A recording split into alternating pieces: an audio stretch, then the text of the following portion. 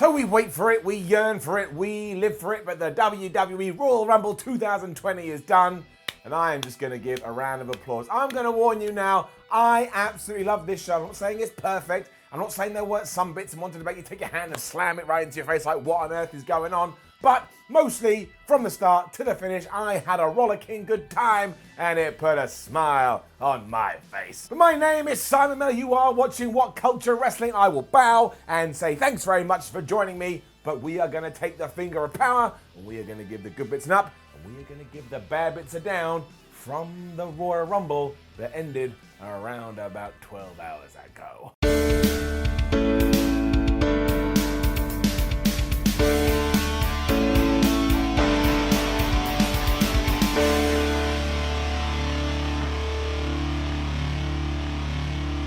The pre-show was first, obviously, because the clue's in the name, don't worry about that. And it featured Sheamus versus Shorty G, the Walking Biscuit Instagram post. And we had Andrade taking on Humberto Carrillo for the United States Championship. And I did think that was just a little bit odd, because both those programs have had time on TV, they've been telling a story, and here they were kind of just walked out to die. I suppose the real issue is that WWE now needs to retrain us that we should care about the kickoff show, and it's not a waste of time, but that is their fault, because you remember everything that happened at Survivor Series 2018. Even still, down. They weren't bad matches, but ultimately Shorty G didn't really even get a look in, so what was the point of that? And you could kind of argue the same for Carrillo. Right? Andrade just rolled him up using the most devastating move in all of sports entertainment, the surprise roll up, and then we just moved on.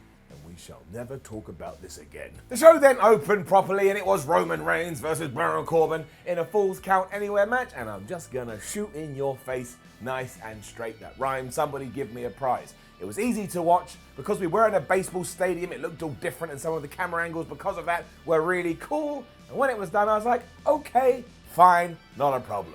Up. The low point, of course, is when Michael Cole referred to Roman Reigns' gear as a battle vest. And straight away, I had visions of Roman Reigns walking around backstage going, it's a battle vest. By the way, don't know whether you can see what I'm wearing here, but it's a battle vest, and everybody else in that locker room being, I know we all respect Roman.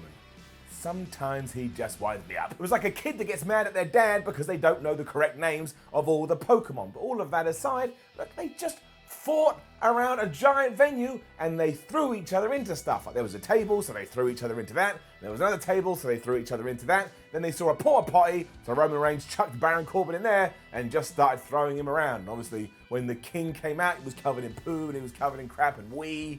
That last bit didn't happen. And there was a load of goo-goo gaga here because Dolph Ziggler was out and Bobby Roode was out, and then the Usos came out to balance the odds.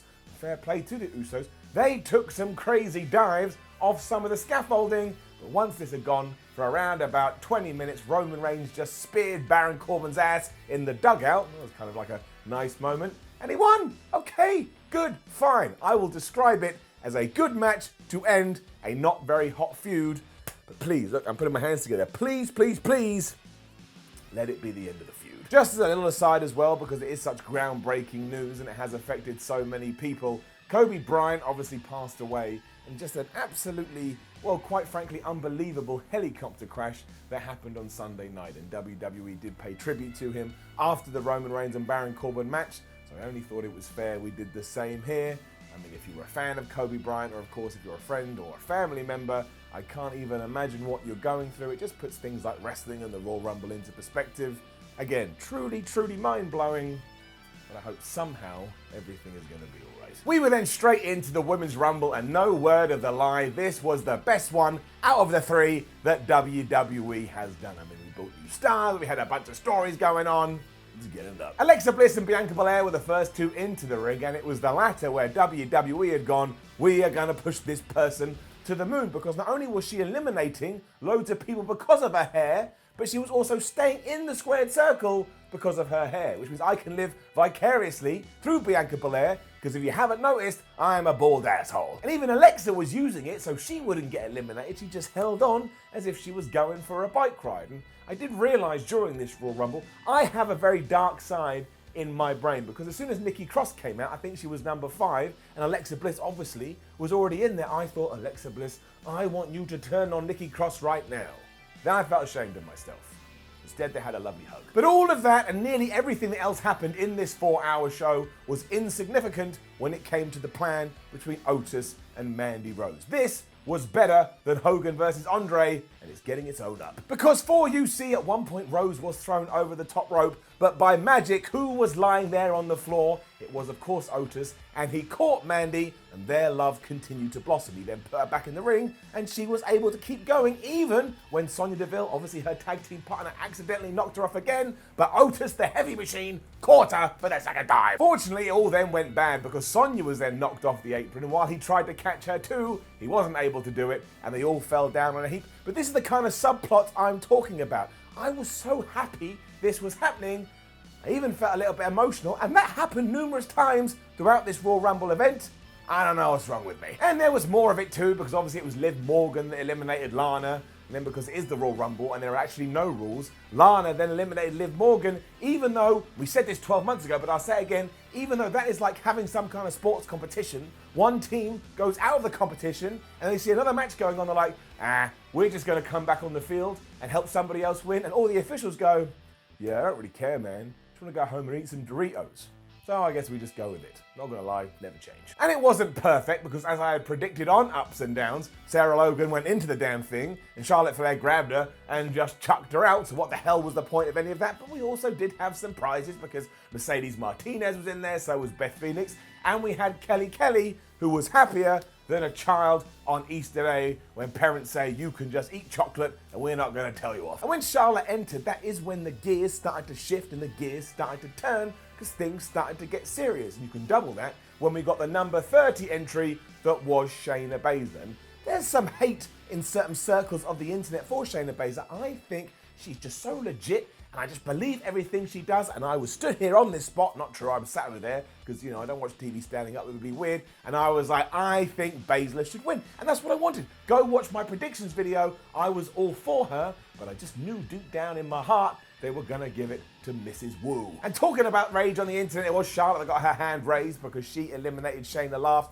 And while there's loads of people out there going, this was terrible, it's the worst thing ever, somebody stabbed me in the face because I can't handle it, I am going to stay calm and I'm going to let this play out, because we've got to give a compliment to WWE. Over the last few weeks, they have been very keen to start stories and let them play out. So I don't know what direction this is going to go in. Also, you know, maybe we're meant to be pissed off, because Charlotte right now, well, actually, no, to do that, we've got to do this. Hello and welcome to the second episode of Heel or Face, somewhat coincidentally, also featuring Charlotte Flair, who we focused on in episode 1 of Heel or Face. But when Charlotte Flair had won the Rumble, there was this big question, well, is she a heel or is she a face? Because over the last few weeks, we haven't been able to make heads or tails over it. So let's get our spinny wheel, let's give it a roll where it's going to stop. We shall find out, and yes, Charlotte Flair is a heel, and given that's 2 for 2, I think it is set in stone, even more so because after she had won the Rumble, she got on the microphone and she acted like an absolute asshole. So if you remember that, and we did get pissed off with her victory, maybe that was the point. But yeah, maybe she's finally an established heel. I mean, it took a while, and I don't know, maybe she says she's going to go down to NXT and take on Rhea Ripley for that championship. I mean, I very much doubt that's going to happen, but I'm not going to stand here and get super duper angry when I don't know what's going to happen on Raw. Especially because when you look at this thing overall, it was absolutely faboo. Bonkers, but faboo. For those who are also losing their mind that Sasha Banks wasn't in it, unfortunately Sasha Banks is injured, so that's nobody's fault. Let's just hope she gets better. I'm not even going to talk about the Santina stuff. I'm tired. I was up to 4 in the morning. You can just argue about it in the comments. Let's instead shine a light on Beth Phoenix, who had her head smashed open halfway through the match to the point she had like Ric Flair blood all over her face and in her hair, and she just kept going. What a damn trooper. Again, brilliant stuff. Unfortunately, something was always going to have to follow this, otherwise, you know, the show would have ended and then you would have been super mad because nothing that you had advertised would have been played. Anyway, it was Bayley versus Lacey Evans for the SmackDown Women's Championship. And the real issue they had is that while we did have somewhat of a breakthrough on Friday, because Lacey finally felt a little bit more like a good guy, I didn't really care. The fans were exhausted. It was kind of just there. Down. And it wasn't rubbish, don't get me wrong, and Bayley did win with the most devastating move in all of sports entertainment, the surprise roll-up. But even though she held the tights, this is where it got really odd, the commentators only mentioned that once, and then just went, well, this just proves Bayley is a dominant champion. Bayley is amazing. What are you talking about? She cheated, you dicks. I don't really know where you go with this next. I have no idea what the plan for Lacey is. It just doesn't really light my fires. It was kind of the same for Daniel Bryan versus The Fiend in a strap match for the Universal title too. But the difference here is that Daniel Bryan is one of the greatest wrestlers to have ever lived. He just somehow has voodoo powers that make you buy in, and halfway through, well, he invested me. Give it up. And it was too long, and there was no way the belt was going to change hands. But as I have just mentioned, Bryan has a way of making you believe just enough. And when he started his comeback and when he started his shine, he flies so elegantly, like a bird that, I don't know, has just left the nest for the first time, and the mother's crying, I can't believe my bird, he's done so well. But yeah, it was really, really good. There was a point where he got a near 2 count. I was like, oh my gosh, he's going to do it. There really was a match of 2 halves. The first being slightly, well, I guess, nonchalant, and the second feeling like your brain was going to explode. And also, there was no red light. So even if you are looking for a positive, you can drag that out and rub it in your face. No red light. Alas, our original thoughts were correct, and ain't no way Bray Wyatt was going to lose it at the Royal Rumble. And then he just started doing his no-sell stuff. He's being whipped with the strap. He was like, I don't care about the strap anymore. I've turned on my Wolverine powers. So he took his fingers, he ran them down Daniel Bryan's throat, and he got the 1, 2, 3. But I do think we should throw out quite a lot of respect for these 2 competitors, especially Daniel Bryan's back that got whipped so many times with that strap that looked like a damn pincushion. So yeah, it was okay. It was okay, and given that it was surrounded by things that I thought were top-notch, still sitting there having a good old time. We had one last singles match before we got to the Men's Royal Rumble, and it was, of course, Becky Lynch versus Asuka. And everything I've said for those past 2 matches, just drag it in. I mean, it was probably the best of all 3, but it was just an entertaining, simple hoorah-rah up. Kairi Sane came out with Asuka, and I want to throw all the love her way, because she was not only great here just doing her outside heel work, but she was amazing in the Royal Rumble, where she came out with an umbrella, climbed to the top rope, and then floated down like she was damn Mary Poppins. I don't understand how WWE can't see what they have with Kairi Sane. She just got something to her. And outside of that, we just told this story that Becky Lynch really struggles to try and put Asuka away. So you know what she did? When the Empress of Tomorrow tried to spit mist into her face, she booted her in her gut. Asuka went and spat it all in the air like she was Triple H. That was enough of a distraction, I suppose. Becky Lynch locked on the disarmer. Asuka taps out. That debt has been paid for the man. And yes, I know you're going to say, what if we do Charlotte Flair versus Becky Lynch WrestleMania 36? Okay, maybe they come up with a really good narrative that makes you go, oh, this is really fun. Wait and see. And nothing else, Becky Lynch retained her World Championship. Everybody wanted that. I didn't. I thought there was a better narrative if Asuka won and then you went to WrestleMania, whatever. Don't worry about it, but that's cool. They gave you a good person winning a good match. Let's just calm down again. And when it comes to the Men's Royal Rumble, I thought it was absolutely fantastic. I don't even care. I don't even care. Fire me. I'm already fired. Another Ric Flair reference, but it told stories and it's built to something that could be absolutely huge. Come WrestleMania, it is getting an up. Powerful up, a real up. Because for you see, it was dedicated into segments, the first being the Brock Lesnar show. And I know this wound some people up, but again, because of the payoff, it made me want to rip out the hair I have left and just throw it around the room because I'm enjoying myself so much. He was just throwing everybody out that dared get in his face, and it was one of the best Brock performances we have seen for ages. Now, this wasn't perfect. There were some people that got in there, and again, made me face palm, like we were talking about in the intro, such as John Morrison. I mean, he has been back 3 seconds, and that's around about the same time he lasted when he took on the Beast. And I'm sorry, you could have found anyone else for that role as a down. However, some people seem to have missed that this is all about telling stories. And if you're watching WWE and don't expect stories, you living in the crazy world, it may as well be called World Wrestling Stories. Because at one point, Kofi Kingston came out, so you kind of got a little bit of revenge for Kofi, even though you didn't. But then he was backed up by Rey Mysterio. So if you've been watching Raw over the last few weeks, like, oh, look, I'm being rewarded because I was a loyal viewer. I mean, yeah, they got thrown out because they weren't able to stop Brock, which did, put a little bit of a tear in your eye, but it was going somewhere else. It was going somewhere even bigger, and that all happened when Drew McIntyre, the Scottish psychopath, marched to the damn ring. He was the man anointed to throw out Brock Lesnar, and he did this after Ricochet had kicked Brock right in the balls. And if you are keeping up to date with ups and downs, officially that is now the second most devastating move in all sports entertainment. And in the Brock Lesnar universe, it's number one. Everybody just kicked Brock Lesnar in the penis. But that did allow Drew to claim or kick Lesnar over the top rope. And oh my gosh, the fans went nuts. I know some of you went nuts. I went nuts, and it was it felt like such a big deal. I got goosebumps on my arm. I'm like, why have I got goosebumps on my arm? Again, I am sitting there. This is happening in Texas. It felt like WWE was finally going, that's it, we're done, we're not going to play around anymore. Mr. McIntyre, you can be a star. And by the end of this, that had been doubled down on. And there was also some comedy and funny bits before Brock went out of there, like Shelton Benjamin. He entered, and if you know the story between Shelton and Brock, they used to be pals back in university. So he was hugging Paul Heyman and he was hugging Brock. But you don't trust Lesnar. He whooped his ass and threw him out. Now, I love Shelton, but was I entertained by this? You damn right. Also, Keith Lee was in there, and he shoulder tackled Brock Lesnar like he was a truck. He now feels like a bigger star. You can probably tell I was marking out a lot. And MVP was in it. MVP, and apparently he's going to have a few matches as well. Also, if this does lead to Drew beating Brock Lesnar at WrestleMania for the world title, stop that. That's too much. It's all worth it. I mean that 100%. In case you are wondering, Elias was second in. Try to sing a little song, and Brock Lesnar eliminated him. As for the second part of all of this, well, that just transitioned into a normal Rumble. But again, the highlight was on trying to make Drew McIntyre just like the coolest person on the damn planet. And we also had one more last emotional return, because after weeks, maybe even months of rumors and speculation, Edge did indeed come in at 21. And again, you're talking about emotion. This is the third time I've mentioned it. I felt like crying because you could just see it on his face. He was so happy. Therefore, I was so happy. Instead, I got a pillow and I just smacked it around because I was like, well, it's weird. It made me think, what am I doing? And that did work.